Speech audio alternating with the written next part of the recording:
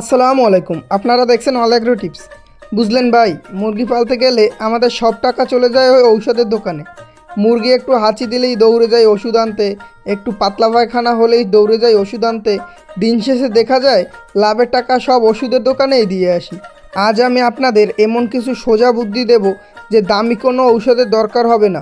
ঘরের জিনিস ব্যবহার করে আর নিয়মগুলো মেনে চললেই মুরগি সুস্থ থাকবে এবং ওজনও বাড়বে অনেক। এতে আপনার পকেটের লাভের টাকা ওষুধের পিছনে আর যাবে না।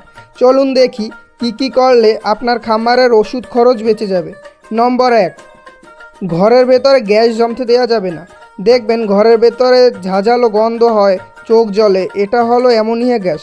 এই গ্যাস থাকলে মুরগির ঠান্ডা লাগবে, তাই পর্দাটা এমনভাবে রাখুন যেন বাতাস চলাচল করতে পারে। আমি গত ভিডিওতে দেখিয়েছি কিভাবে পর্দা ঠিকভাবে রাখতে হয়, তো ওই ভিডিওটি দেখে নেবেন। খামারের মধ্যে গ্যাস মানে বাতাস, অক্সিজেন যদি ভালো থাকে তাহলে সর্দি, কাশি, পানিজনিত রোগ এইসব রোগ আর হবে না, আর আপনার ওষুধের পিছনে টাকাও খরচা হবে না। নম্বর 2, পরিষ্কার পানি খাওয়ান। মুরগির অর্ধেক রোগ হয় ময়লা পানি খেলে। পানির পাত্র 2 বার করে ধুয়ে দিবেন।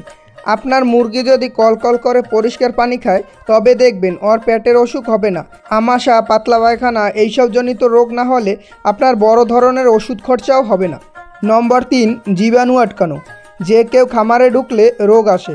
খামারের সামনে একটি গামলায় সামান্য পটাশ পানি গুলে রাখুন, যাতে পা ধুয়ে সে খামারে প্রবেশ করতে পারে, বা কোনো বোতলে স্প্রে রাখুন। পায়ে হাত পায়ে স্প্রে ঠিকমতো করে তারপর খামারে ঢুকলে ইনশাল্লাহ ভাইরাসজনিত ব্যাকটেরিয়া ঢুকবে না, আর ভাইরাস না ঢুকতে পারলে বড় ধরনের কোনো রোগও হবে না ইনশাল্লাহ।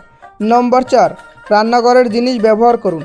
আমি সবসময় বলি দামি ওষুধের চেয়ে আদা, রসুন, হলুদ এইসব জিনিস খুব ভালো। সপ্তাহে 2 থেকে 3 দিন পানির সাথে সামান্য আদা রসুনের রস মিশিয়ে খাওয়িয়ে দিন। রসুন হলো আল্লাহর দেওয়া প্রাকৃতিক অ্যান্টিবায়োটিক। এটা খাওয়ালে মুরগির শরীর চাঙ্গা থাকে আর অসুখ বিসুখ কাছেও গেছে না। নম্বর 5, ঠিকঠাক মতো টিকা দিন। ওষুধ না দিলেও টিকা কিন্তু মিস করা যাবে না।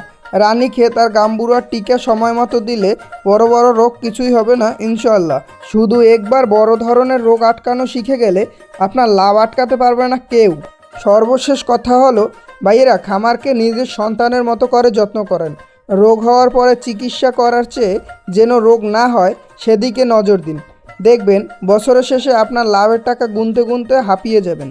আপনার খামার নিয়ে কোনো সমস্যা থাকলে কমেন্টে জানান, আমি সমাধান দেওয়ার চেষ্টা করব ইনশাল্লাহ। আর এরকম সব মুরগি পালনের গুরুত্বপূর্ণ ভিডিও পেতে চ্যানেলটি সাবস্ক্রাইব করে রাখুন। এতক্ষণ সাথে থাকার জন্য ধন্যবাদ। আসসালামু আলাইকুম, ভালো থাকবেন।